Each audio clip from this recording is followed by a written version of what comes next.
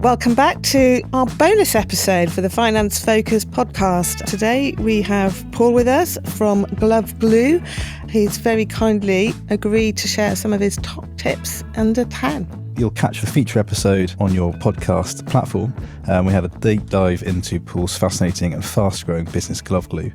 Paul, welcome back. What would be your number one top tip to starting a retail brand? Number one top tip I would suggest is pull together your business plan. And I'm not big on a detailed business plan, but I think fundamentally, where do you want to be?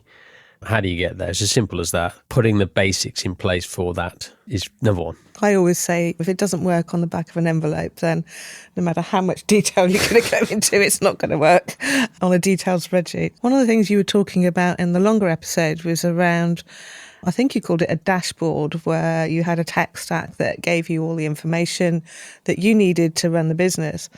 One of the challenges with that is trying to decide exactly what it is you want on your dashboard. You know, there's so many different things you can measure. I always want to know what my revenues are, which is easy from a dashboard point of view. I always want to know what the bottom line is, which is harder because, you know, cost of goods aren't dropping, they're dropping in at different stages and so on and so forth. So then I think for me, it's having the ability to look at those revenue numbers by channel. B2C, it's easy. It's a Shopify dashboard. B2B through Sin7 through our CRM, and Amazon is, again, it's an Amazon dashboard. It's either Amazon Direct or through Sellerboard that we use. So relatively easy to understand those numbers. We've just moved over to Float as a cash flow tool. And one of the nice things within Float is the scenario settings. So you have the ability to go, okay, for example, if one of our major retailers, I'm thinking that this year they're going to treble their business. Okay, what does that mean from a production point of view? What does that mean from a cash flow? Okay, what does that mean? Do we need more staff? Do we need a new bottling plant? Whatever. So I think the scenario model within Float is great because that then chucks out the other end. A, whether we can afford it from our existing cash flow. B, whether we need to take on an internal investment. And we can play around with that. So that's going to be a super useful tool in terms of looking forward. What have been the biggest learnings from the fundraising that you've done to get your business to grow to where it is? Probably you need more than you think.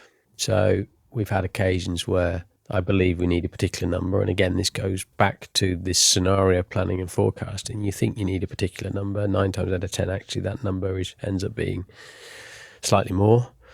And therefore, you're then in a situation going back, or we need to raise something else, which is not great when you're taking on debt. Because more often than not, it's much better to take on that slightly bigger number and manage it as opposed to taking on 3 or 4 different smaller ones. So I think there's scenario planning, but then there's also upside and downside, isn't there? And finding a baseline there, you can feel reasonably confident that that's likely to be the output or the requirement from a cash perspective. And look at the T's and C's. Look at how you are paying that debt back. Look at the interest that you're going to be paying on that debt. Can you afford to pay it back? It's clearly an obvious one. You know, how frequently are you pulling cash out of the business to push back to that debt? And I think we've caught ourselves in the past that we got to a point where there may be some deadlines and we pass those deadlines and suddenly everything ratchets up quite substantially from an interest point of view, which maybe we hadn't anticipated that, we hadn't planned it, we hadn't thought about that, and suddenly you're then seriously playing catch up in a way that you shouldn't be if you've either taken out the right product in the first place or recognise what, as and when those points will come where it gets super nasty. It's about getting the right product, isn't it? And it's not always easy.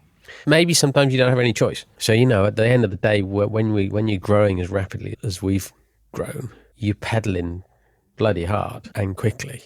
As an entrepreneur, you just want to keep pedaling hard and pedaling quickly. And therefore, sometimes, if there's only one solution there that's going to allow you to pedal hard and quickly, then to some extent you're forced to take that. But again, the bigger you get, the easier that gets. Suddenly you've got choice of more products and more. Again, it's this whole cycle that you go through. But being in the communities that I'm in, again, I get the reassurance that, you know, people around me going, oh yeah, we've been there. Oh yeah, we did. Oh, that was too easy. Oh, don't worry, you'll get through that. So if you know you're not the only person having those challenges, it's very comforting. Excellent. Thank you very much. That wraps up our tips under 10. Once again, all our contact details and details for Paul will be on our show notes on the platform of your podcast choice. Thank you very much, Tracy, and thank you, Paul. Thank you very much. Thank you.